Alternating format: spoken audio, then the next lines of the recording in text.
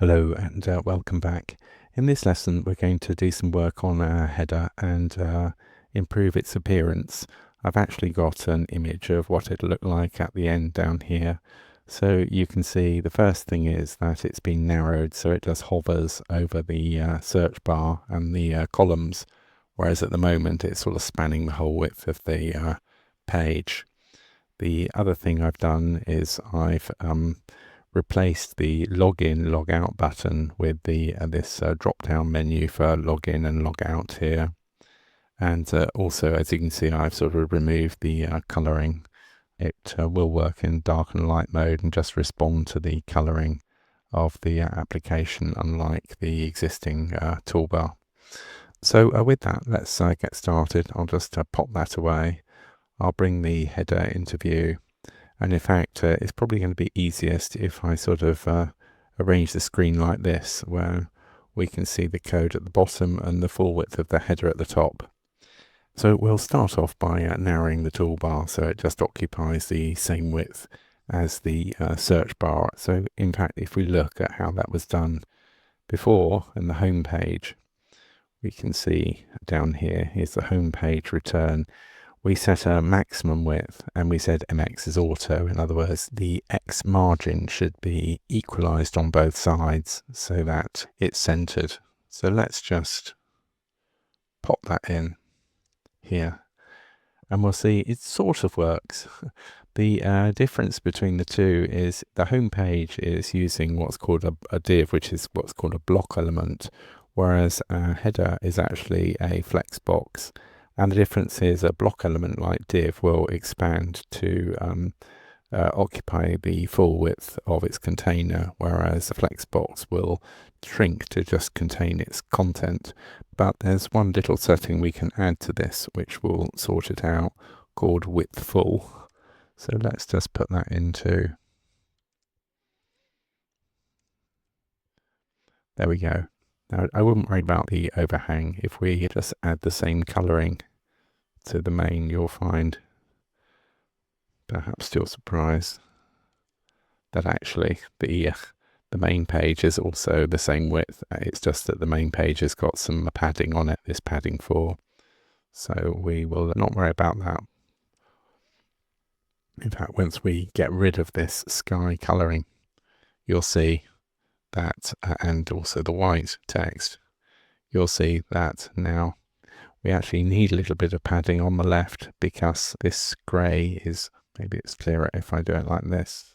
I hope you can see this, but it's sort of overhanging. So I'll actually put a little bit of margin on the first button. What's its margin? That'll just shift it, everything in a little bit. And now you can see the hover border is lined up with the search bar and the images below. Now the next thing I'd like to do is shift this button here, the sun and moon button, to the right, and that's easily done. Over here is the button. All I need to do is say that the left margin is automatically set, so it'll just push the left margin out. So now you can see it's hopped over to the right, but we've got a similar problem where the hover effect is overhanging the rest of the content below. So we want to really move that in as well, but we'll attend to that once we've replaced this login with a new button. So rather than replace this login to start with, I'm just going to add a drop down to the right of it.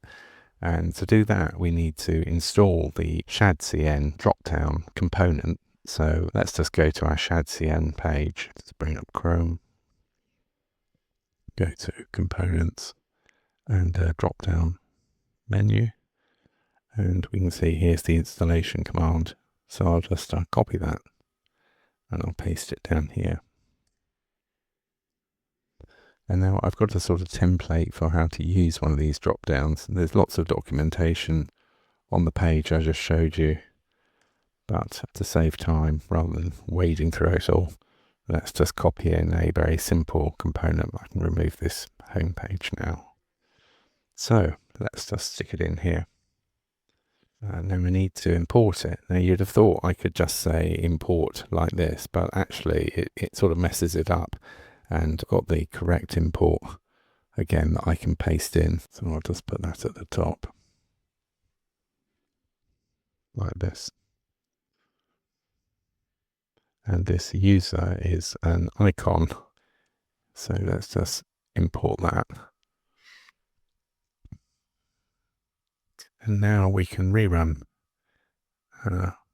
Vite, and we should see, if I reload this, there we go. So I've got this user icon now with text underneath it. So what have we done? Well, we've got the user icon in a trigger, and then we've got some menu content, and I've put one item in the content which contains text. And now all I actually need to do is to apply a little bit of styling. I have copied it from the shadcn website. It seems to work. So let me just paste in the styling. It actually is on the trigger like this. And I need to import cn, which came as part of the shadcn installation. And there we are. We can see we've now got a properly sized button. And I now need to attend to this menu item. I'm going to replace the menu content. So here we are. So the drop-down menu content now either contains this menu item or this menu item, depending on whether the user's logged in. And they just differ in the text. One says log out and one says log in. And they also differ on what their on-click function is. As you can see, log in and log out. So this should actually affect the login and log out. So if I log in, you see the old text is flipping, indicating that it's working. So now I can remove that old text since we don't want that any longer.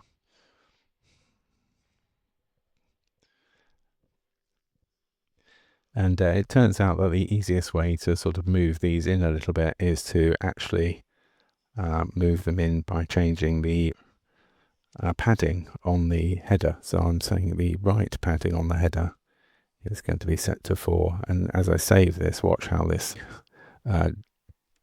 moves in. And now we should see that it sort of occupies the area correctly, like this. And the last thing I'd like to do is just sort of close this gap a little bit between the buttons here and the search box. So to do that, all I need to do is to bring in the home page, and here the div that contains everything on the home page has got padding of 4, so I can just override the top padding with 0. And now as I save this, just watch how the search bar jumps up a little bit. Okay, and now I think everything's done. I think we have sorted out our header bar. So I will see you in the next lesson.